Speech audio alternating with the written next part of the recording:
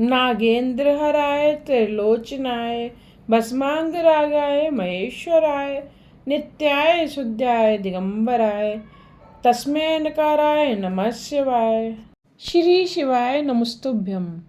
आप सभी का हमारे YouTube चैनल पर बहुत बहुत स्वागत है। आइए रसपान करते हैं श्री शिव महापुराण के आज के अध्यायों का। आज के अध्याय में आप जानने वाले हैं संहिताओं के भेद, ब्रह्मा जी का उपदेश, संत कुमार व्यास के संवाद, लिंगेश्वर का परिचय, ब्रह्मा विष्णु युद्ध, शिव निर्णय, ब्रह्मा जी का विमान भंग, शिव जी का ज्ञानोपदेश, ब्रह्मा विष्णु को उपदेश तथा शिवलिंग की स्थापना विधि के बारे में। जो संसार की उत्पत्ति, स्थिति और आदि अंत के एकमात्र कारण हैं, तत्वज्ञ हैं, जिनकी कीर्ति का कहीं अस्त नहीं है, जो माया के आश्रय होकर भी उससे अत्यंत दूर हैं तथा जिनका स्वरूप अत्यंत अचित्य है, उन विमल बोध स्वरूप भगवान शंकर को मैं प्रणाम करती हूँ। वेद व्यास जी बोले, एक समय श्री गंगा और यमुना के संगम प्रयाग में जब मुनियों ने एक विराट सम्मेलन किया, तब परम पौराणिक सूत जी के आने पर सभी लोगों ने अपने अपने आसनों से उठकर उनकी यथोचित अभ्यर्थना की और पूजा सत्कार करके हाथ जोड़कर यह प्रार्थना की कि हे मुनीश्वर, कलयुग में सभी प्राणी पाप ताप से पीड़ित हो, सत्कर्मों से रहित, पर निंदक, चोर, पर स्त्रीगामी, दूसरों की हत्या करने वाले, देहाभिमानी, आत्मज्ञान से रहित नास्तिक, माता पिता से देशी और स्त्रियों के दास हो जाएंगे। ब्राह्मण लोभी, वेद को बेचकर जीविका करने वाले, धन के इच्छुक और मत से मोहित, अपनी जाति के कर्मों को छोड़कर ब्रह्म ज्ञान से रहित, दयाहीन और व्रत को ना करने वाले कृषक क्रूर और मलिन स्वभाव के हो जाएंगे। क्षत्रिय धर्म के विपरीत कुसंगी और पाप परायण होंगे। रण से कायरता, धर्म से विमुखता, चोरी, नीचता और दासता ही उनका धर्म हो जाएगा। इस प्रकार वैसे भी संस्कारहीन अपने धर्म से रहित कुमार्गों से धन कमाना ही अपना मुख्य धर्म समझेंगे। वे गुरु देवता और ब्राह्मणों से रहित कामी, मलिन, मोहच्छल और परम लोभी होंगे।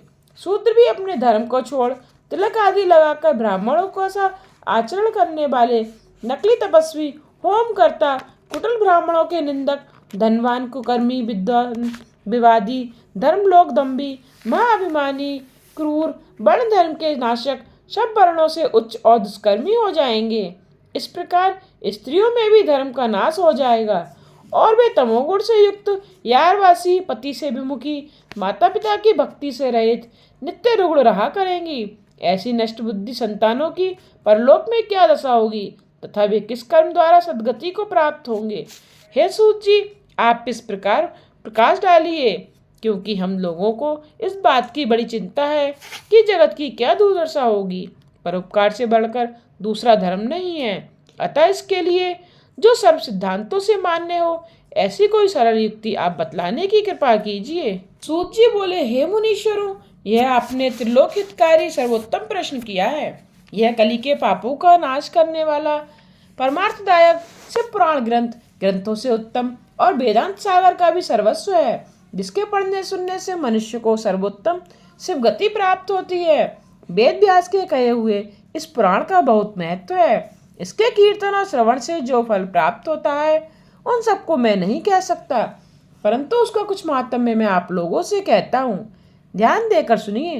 व्यास जी ने कहा कि यदि शिव पुराण का एक या आधा श्लोक भी कोई पढ़ेगा तो पाप से छूट जाएगा, और यदि सावधानी से संपूर्ण शिव पुराण को पढ़ेगा तो जीवन मुक्त हो जाएगा, और जो इसके अनुसार आचरण करे तो एक एक अश्वमेध यज्ञ का फल पावे। यदि शिव पुराण का प्रतिदिन पूजन करे तो वह सब देवताओं की पूजा के समान फल प्राप्त करे, इसमें कोई भी संदेह नहीं है, क्योंकि शिव संहिता नामक इस सुधा को स्वयं श्री शंकर भगवान ने उपनिषद रूपी समुद्र को मथकर उसमें से निकाला है। अतः जो कोई इसका पान करेगा वह निश्चय ही अमर हो जाएगा। यदि कोई 1 मास तक पढ़े तो वह ब्रह्मा हत्यादिक पापों से भी मुक्त हो जाएगा, और शिवालय में या बिल्व के वन में जो इस संहिता को पढ़ेगा वह अद्भुत फल प्राप्त करेगा।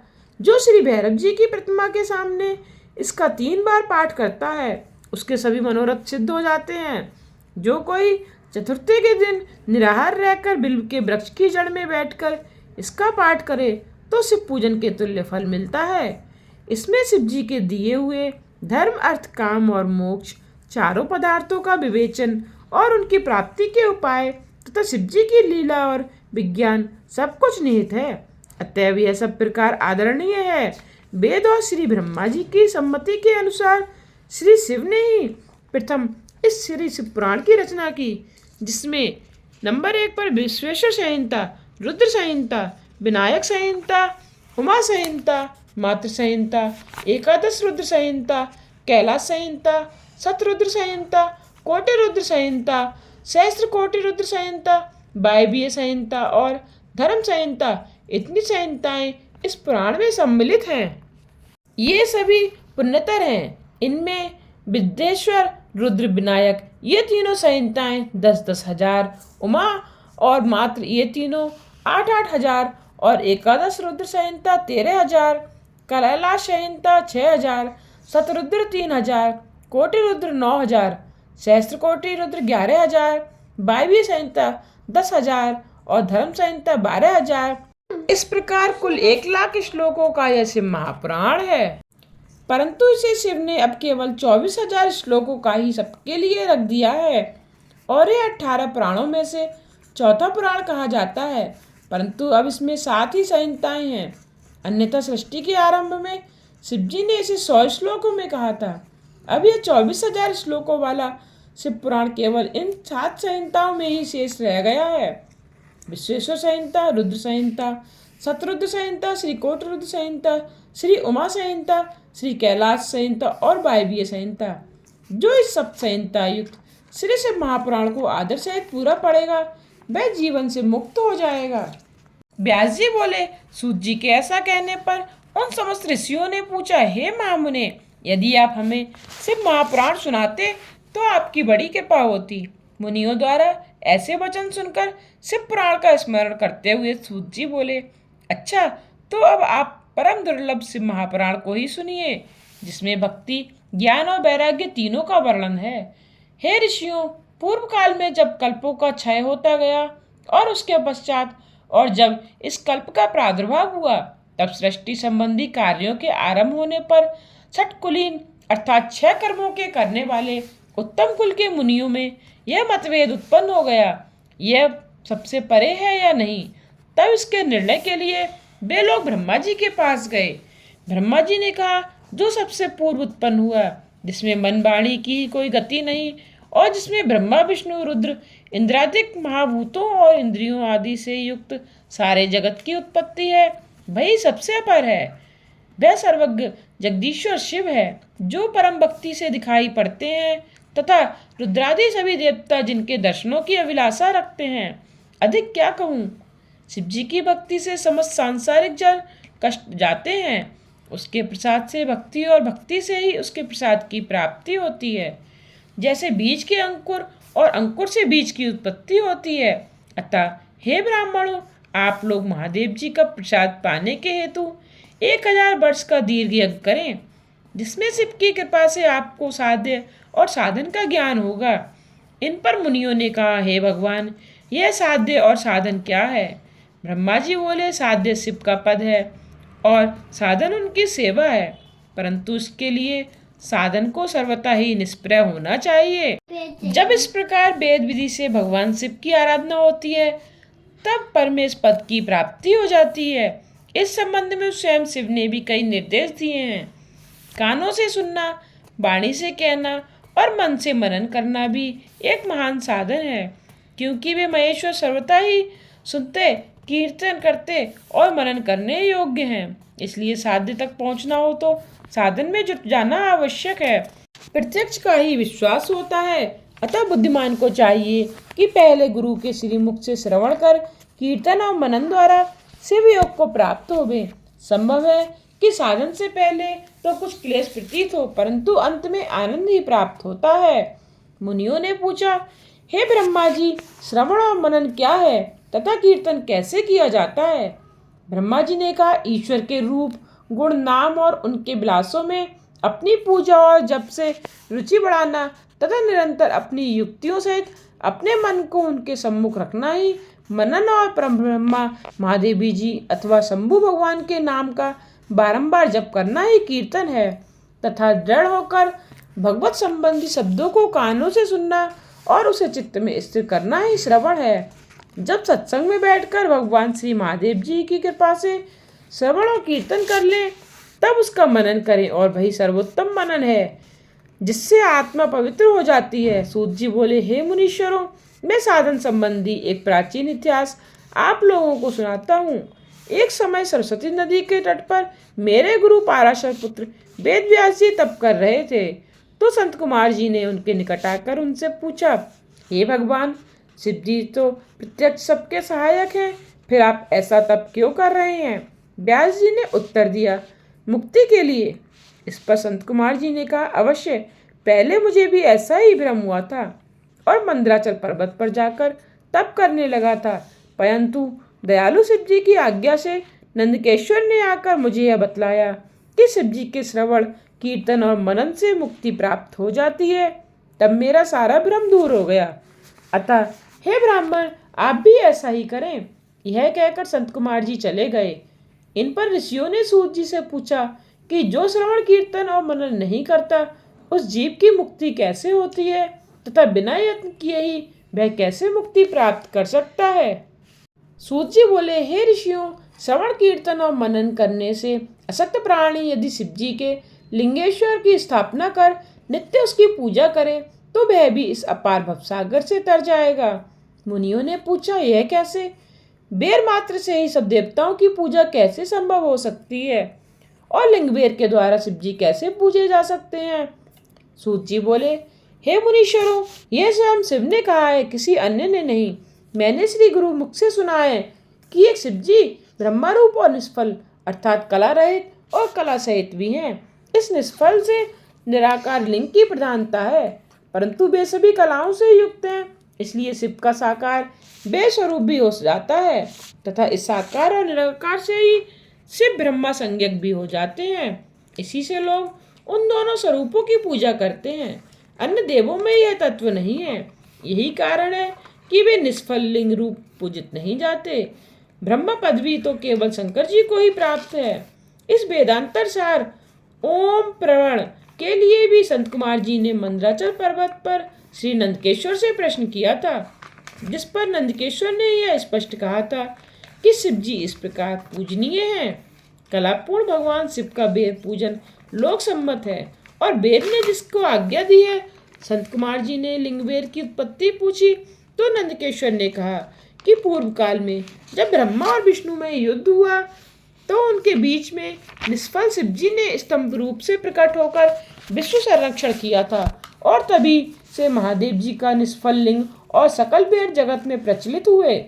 बेर मात्र को देवताओं ने भी ग्रहण किया।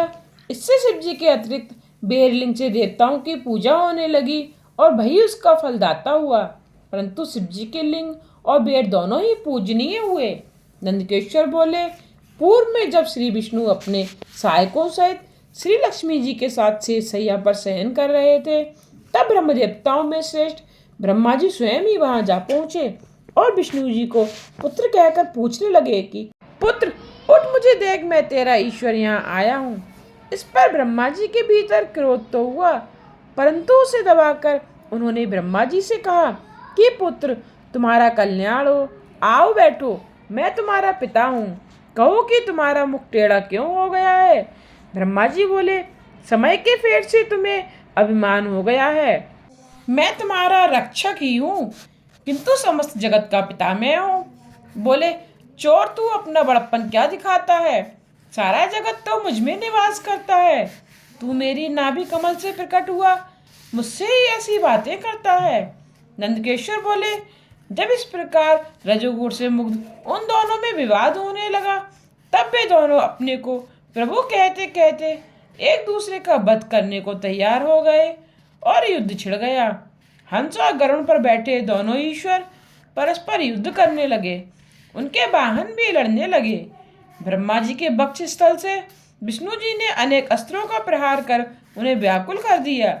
इसमें कुपित हो ब्रह्मा जी ने भी उनके वक्ष स्थल पर भयानक प्रहार किए। एक दूसरे के प्रति युद्ध से भ्रमित विष्णु जी हाँफने लगे और उन्होंने ब्रह्मा जी पर माहेश्वर अस्त्र चला दिया।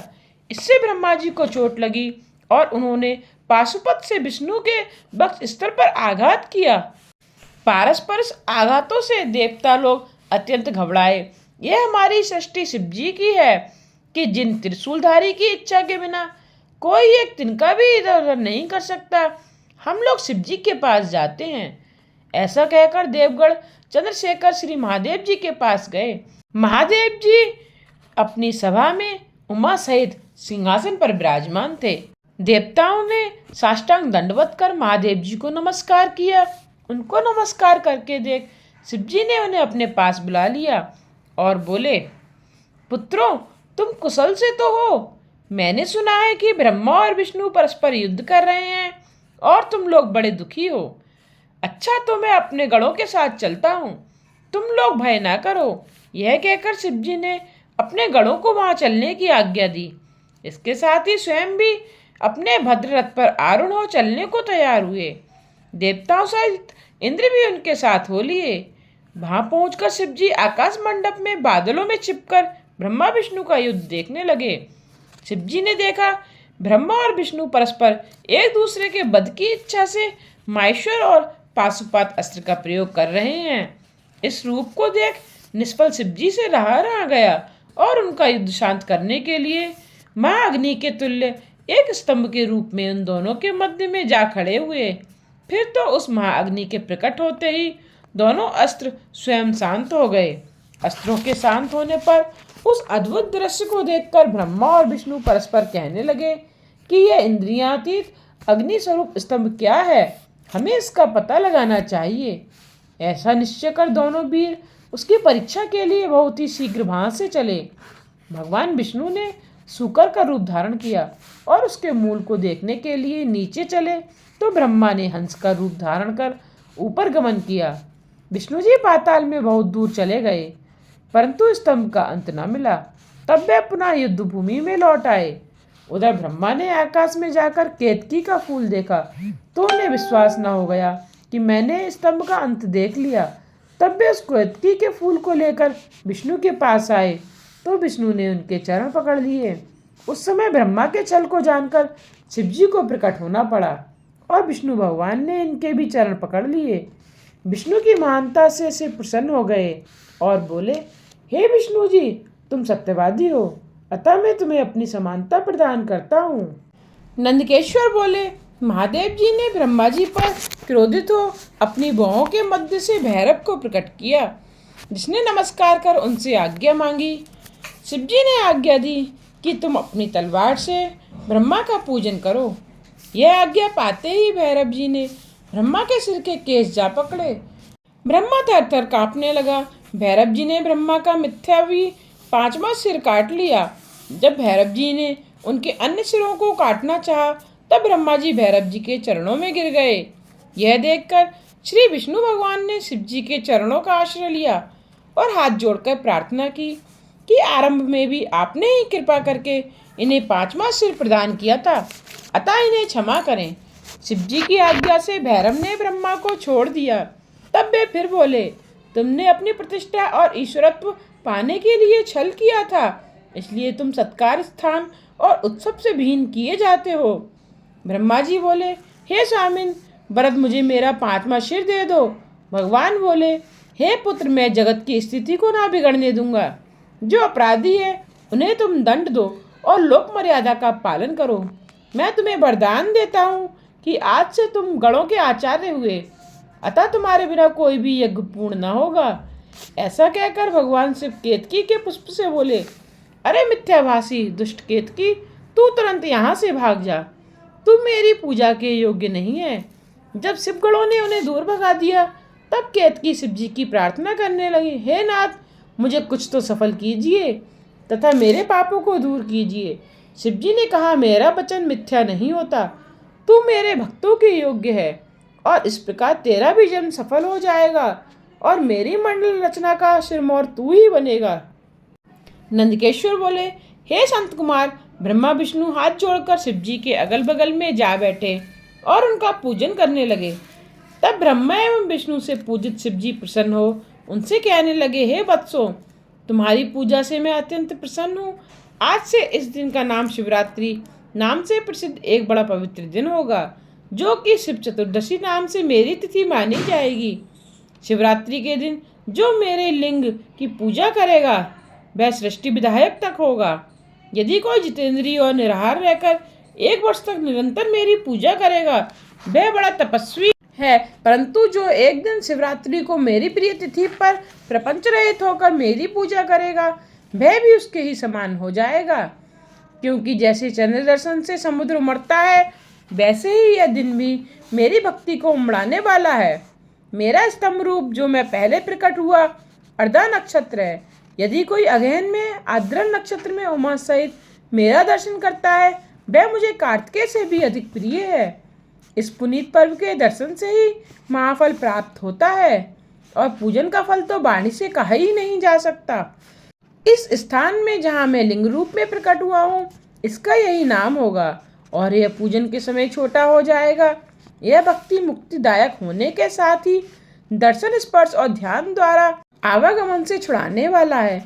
यह अरुणाचल नाम से विख्यात होगा और यहाँ पर शरीर त्यागने वालों को मुक्ति प्राप्त होगी। जो इस लिंग रूप में मुझे लिंगेश्वर का पूजन करेंगे उन्हें सालोक्य, सामीप्य, सारूप्य, सारष्टि और सायुज्य 5 प्रकार की मुक्ति प्राप्त होगी।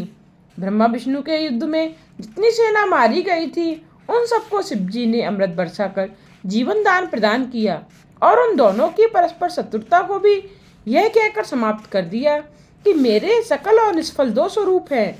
ऐसा स्वरूप और किसी का नहीं है, इसलिए कोई दूसरा ईश्वर पद नहीं पा सकता है। मेरा एक स्वरूप तो लिंग निर्गुण रूप है और दूसरा निष्फल सगुण रूप है। वह आश्चर्य है कि तुम लोगों ने अज्ञानवश अपने को ईश्वर मान लिया था। उसे नष्ट करने के लिए ही मैं युद्ध भूमि में आया था। अतः अब तुम अहंकार त्याग कर मेरी आराधना करो। मैं ही पर ब्रह्म हूँ और मेरी ही सब कलाएं हैं जो कि निष्फल रूप से दृष्टिगोचर हो रही हैं। मुझ गुरुदेव के वाक्य ही सर्वदा तुम्हारे लिए प्रमाण हैं। ये मैंने तुम्हारी प्रीति देखकर ही कहा है। मैं सगुण निर्गुण दोनों हूँ। यह सब कुछ मेरा है और ब्रह्म ज्ञान देने के लिए ही मैं निष्फल रूप से प्रकट हुआ हूँ। मेरा यह निष्फल तत्व ही तुम्हें ब्रह्मा का ज्ञान करावेगा, जिससे कि मेरा आत्मिक संबंध है। लिंग और लिंग के अभेद से यह नित्य ही पूजनीय है। मेरे इस लिंग रूप की जहाँ कोई स्थापना करता है वहाँ मैं अप्रतिष्ठित रूप से रहता हूँ। लिंग के अभाव में बेर सहित स्थान भी मेरा क्षेत्र नहीं रहता। ब्रह्मा और विष्णु जी बोले, हे प्रभु, अब आप सर्गादि पंचकृत्य का लक्षण हमें कृपा कर सुनाइए। श्री शिव जी कहने लगे कि मेरे समस्त कार्य ज्ञान गुहे हैं, तथापि हे पुत्रों सुनो। सृष्टि, स्थिति, संहार, तिरोभाव, अनुग्रह, ये मेरे 5 कृत्य संसार में नित्य सिद्ध हैं। इसमें जगत के आरंभ का नाम सर्ग, उसके रखने का नाम स्थिति, नष्ट करने का संहार, अदल बदल का नाम तिरोभाव और संसार का सर्ग से मुक्त होने का नाम अनुग्रह है। इन्हीं कर्मों के द्वारा मैं संसार का संचालन करता हूँ। इन पंचकृत्य को चलाने के लिए मेरे 5 मुख हैं। चारों दिशाओं में 4 और सब मुखों के मध्य में 5वां मुख है, जिसे विद्वान लोग ही जानते हैं। जैसे मैंने तुम दोनों ने अपनी तपस्या से सृष्टि और स्थिति इन 2 कृत्यों को प्राप्त किया है, ऐसे ही रुद्र और महेश ने भी संहार और तिरोभाव ये दोनों कृत्य प्राप्त किए हैं, परंतु अनुग्रह कोई भी न पा सका और दीर्घ आयु होने के कारण तुम दोनों कर्मों को भूल गए, परंतु रुद्र और महेश नहीं भूले हैं। तब तुम्हारे भूलने के कारण सृष्टि की स्थिति के लिए रूप बेश, कृत्य, वाहन और आयुधादि सबका मुझे संग्रह करना पड़ा, क्योंकि तुम में मूढ़ता आ गई और महेश ने दान तथा रूप दोनों का संरक्षण किया। अब यदि तुम चाहते हो तो अब मेरे से ओमकार नाम का मंत्र जपो, जिससे तुम्हें अभिमान पैदा ना हो। नंदकेश्वर कहते हैं कि उमा सहित शिव जी ने उत्तर की ओर मुख करके ब्रह्मा और विष्णु को मंत्रोपदेश दिया। तब ब्रह्मा और विष्णु ने देवादिदेव महादेव जी से हाथ जोड़कर कहा, हे सर्वेश, आपको नमस्कार है। हे संसार के रचयिता, हे 5 मुख वाले, हम आपको बारंबार प्रणाम करते हैं। जब इस प्रकार स्तुति कर दोनों ने गुरुदेव शिव जी को नमस्कार किया, तब महादेव जी बोले, हे पुत्रों, मैंने तुमसे सभी तत्वों का वर्णन कर दिया है और वे मंत्र भी बतला दिया है, जिसको कि जप कर मेरे स्वरूप की भली भांति जान सकते हो। मेरा बतलाया हुआ यह मंत्र भाग्य विधायक एवं सब प्रकार के ज्ञान को देने वाला है। जो इसे मार्गशीर्ष में आर्द्रा नक्षत्र में जपता है और यदि आर्द्र केशु में इसके एक ही मंत्र का जाप करे तो करोड़ गुना फल हो जाता है। इसमें प्रातः एवं सायंकाल को मेरा दर्शन करे तो वह भी उक्त फल पाता है। मेरे लिंग और बेर इन्हीं दोनों का पूजन करना उत्तम है। ओंकार मंत्र से लिंग का, पंचाक्षर मंत्र द्वारा बेर का पूजन करना चाहिए। इस प्रकार ब्रह्मा और विष्णु को ज्ञानोपदेश देकर शिवजी वहीं अंतर ध्यान हो गए। ऋषियों ने श्री सूत जी से पूछा कि लिंग की कैसे और कहाँ स्थापना करनी चाहिए तथा उसके क्या लक्षण हैं। सूत जी बोले, हे ऋषियों, गंगा आदि पवित्र नदियों के तट पर अथवा जैसी इच्छा हो वैसे ही लिंग की स्थापना करें, परंतु पूजन नित्य प्रति होता रहे। पृथ्वी संबंधी द्रव्य जल में अथवा तेज से अर्थात धातु आदि से बना हुआ जैसी रुचि हो वैसी ही लिंग की स्थापना करें। चल मूर्ति बनानी हो तो छोटी प्रतिमा बनवावे तथा अचल मूर्ति बनानी हो तो बड़ी बनवावे। शिवजी के लक्षणों से युक्त सिंहासन पर मूर्ति पधरावे। मिट्टी, पत्थर और लोहा आदि के सांचे से इन्हीं धातुओं को 12 अंगुल का लिंग सर्वोत्तम होता है। इससे न्यून होगा तो न्यून फल होगा, अधिक का कुछ भी दोष नहीं है। लिंग या बेर दोनों ही पूजा शिव पद को देने वाली हैं। लिंग के स्थावर एवं जंगम 2 रूप हैं। स्थावर लिंग तरु गुल्म लता आदि हैं और जंगम लिंग क्रमिक ईट आदि हैं। विद्वान लोग स्थावर तथा जंगल में सुखपूर्वक अनुराग रखते हैं और इस प्रकार की शिव पूजा करते हैं।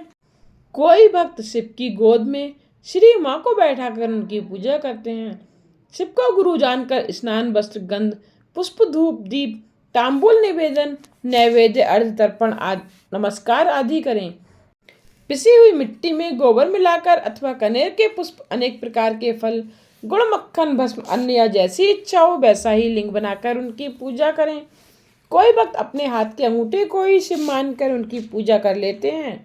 जो श्रद्धा पूर्वक शिव भक्त को लिंग दान अथवा लिंग का मूल्य देता है उसे महान फल की प्राप्ति होती है। जो नित्य प्रति 10,000 शिव मंत्र का जप करता है अथवा जो प्रातः और सायंकाल दोनों समय 1,000 मंत्र का जप करे तो उसे शिव पद की प्राप्ति होवे। ब्राह्मणों को पंचाक्षर मंत्र के जप में प्रणव लगाना चाहिए तथा फल प्राप्ति के लिए गुरु से दीक्षा लेनी उचित है, परंतु ज्ञानी होना चाहिए और उसमें भी ब्राह्मण हो तो अच्छा है। ब्राह्मण को नमः शब्द पहले बोलना चाहिए और अन्य वर्णों को अंत में नमः शब्द बोलना चाहिए। अन्य स्त्रियां अंत में नमः शब्द बोलें तथा ब्राह्मण स्त्रियों को नमः शब्द पहले बोलना चाहिए। जो 5 करोड़ मंत्र जपे तो वह शिव के समान हो जावे और 1, 2, 3 अथवा 4 करोड़ मंत्र जपने वाला ब्रह्मादिकों का पद पावे। इस प्रकार जप और पूजन करें तो नित्य प्रति 1-2 साधु ब्राह्मणों को भोजन करावे। यदि कोई ब्राह्मण नित्य प्रति 1008 गायत्री मंत्र का जप करे तो नित्य प्रति वेद सूक्त को जपे तो वह शिव पद को पावे। इसके अतिरिक्त और भी बड़े बड़े मंत्र हैं। यदि कोई ओम इस मंत्र को 1000 बार जपे तो उसके सभी मनोरथ पूर्ण हों। विद्वान को चाहिए कि वह आमरण शिव क्षेत्र में निवास करे। जहाँ कहीं मनुष्यों द्वारा शिवलिंग पधराया होता है वहाँ की सौहार्द भूमि शिव क्षेत्र मानी गई है। वहाँ जो भी पुण्य कर्म किया जाता है उसका 100 गुना फल मिलता है। और जहाँ ऋषियों ने लिंग पधराया हो वहाँ पर 1000 हाथ की दूरी तक शिव क्षेत्र है तथा जो लिंग स्वयं प्रकट हुए होते हैं वहाँ पर 10,000 हाथ की दूरी तक शिव क्षेत्र माना जाता है। कवियों का कथन है कि पुण्य क्षेत्र में कुआं, बावली, तालाब और तलाई आदि का होना आवश्यक है, उसे शिव गंगा कहते हैं। ऐसे स्थान में दान जप करना सर्वथा ही कल्याण है। दाह, दशास, मासिक सपिंडीकरण, वार्षिक पिंडदान आदि शिव क्षेत्र में करने से सब पापों से मुक्ति करा देता है। शिव क्षेत्र में 7 पांव 3 या 1 रात अवश्य ही निवास करे। विशेषकर कलयुग में तो और भी सरल है। इतना सुनकर ऋषियों ने कहा, हे सूत जी, अब आप कृपा कर हमें ऐसे सभी पुण्य क्षेत्रों का वर्णन संक्षेप में सुनाइए जिसका कि आश्रय लेकर सभी नर नारी शिव पद को प्राप्ति करते हैं। सूत जी बोले, ऋषियों, शिव क्षेत्रों में पाप करना वज्र की तरह दृढ़ हो जाता है। अतः मुनियों, पुण्य क्षेत्र में निवास करने पर किंचित भी पाप न करें, और जैसे भी हो सके मनुष्य को चाहिए कि वे सर्वदा पुण्य क्षेत्र में निवास करें। गंगा आदि नदियों के तट अनेक तीर्थ हैं। 60 मुख वाली सरस्वती नदी बड़ी ही पुनीत है। इसके तट पर निवास करने वाला ब्रह्मपद को प्राप्त होता है। हिमालय से निकली सतमुखी गंगा नदी पतित पावन है। उसके तट पर वास करें। काशी आदि अनेक पुण्य क्षेत्र हैं कि जिनमें जाकर बसें। सोनभद्र के तट पर बसें। उसमें स्नान करने और वहाँ व्रत करने से गणेश पद प्राप्त होता है। महानदी नर्मदा के तट पर बसे, जो 24 मुखों वाली और वैष्णव पद प्रदान करने वाली है। 12 मुखों वाली तमसा नदी, 10 मुख वाली नदी और महापुण्यदायक गोदावरी के तट पर बसें कि जहाँ बसने से ब्रह्महत्या तथा गौहत्या का भी पाप नष्ट हो जाता है। यह 21 मुख वाली गोदावरी पुण्यलोक को देने वाली है। उसके अतिरिक्त मुख कृष्णा, बेनी, विष्णु लोकदायिनी, तुंगभद्रा ब्रह्मलोकदायिनी और सुवर्णमुखी नदी, जो कि 9 मुख वाली हैं और जो ब्रह्मलोक से च्युत हुए प्राणियों को अपने तट पर जन्म देती हैं, तथा सरस्वती, पंपा, कन्या, श्वेत नदी और महापुण्य कावेरी, जिसके 27 मुख हैं, ये सभी पुण्यदा, सुप्रद और स्वर्गदायिनी हैं। ये भी पुण्य क्षेत्र शिवलोकदायक, अविष्ट फलदायक हैं। इन सभी नदियों और क्षेत्रों में स्नान का अपना अपना पर्व है। इन पर्वों और मुहूर्तों पर जो इन नदियों में स्नान करता है, उसे उनके महात्म्य के अनुसार उत्तम फलों की प्राप्ति होती है। यदि समाचार, सद्वृत्ति और सद्भावना से बुद्धिमान पुरुष इन नदियों के तट पर निवास करता है, तो उसे अनेकों प्रकार की रिद्धि सिद्धि प्राप्त होती है। किंतु ऐसे पुण्य क्षेत्रों में थोड़ी भी किया गया पाप मनुष्य के बड़े बड़े पुण्य का नाश कर देता है, और जब तक उतने ही समय तक के लिए प्रायश्चित करे तब वह क्षय होता है, क्योंकि पुण्य ही ऐश्वर्य का देने वाला है। कायिक वाचिक पाप तो शीघ्र नष्ट हो जाते हैं, परंतु मानसिक पाप वज्रलेप के समान होता है, जो कल्प कल्पांत तक नहीं छूटता और केवल ध्यान से ही छूटता है। जय भोलेनाथ। आज का अध्याय यहीं समाप्त हुआ। आशा करती हूँ कि आप अगले अध्याय का इंतजार जरूर करेंगे। आगे के अध्याय के लिए मेरे चैनल को सब्सक्राइब करके बेल आइकन पर प्रेस करके ऑल पर क्लिक करना ना भूलिएगा, जिससे आने वाले वीडियोस की नोटिफिकेशन आप तक पहुँचते रहें।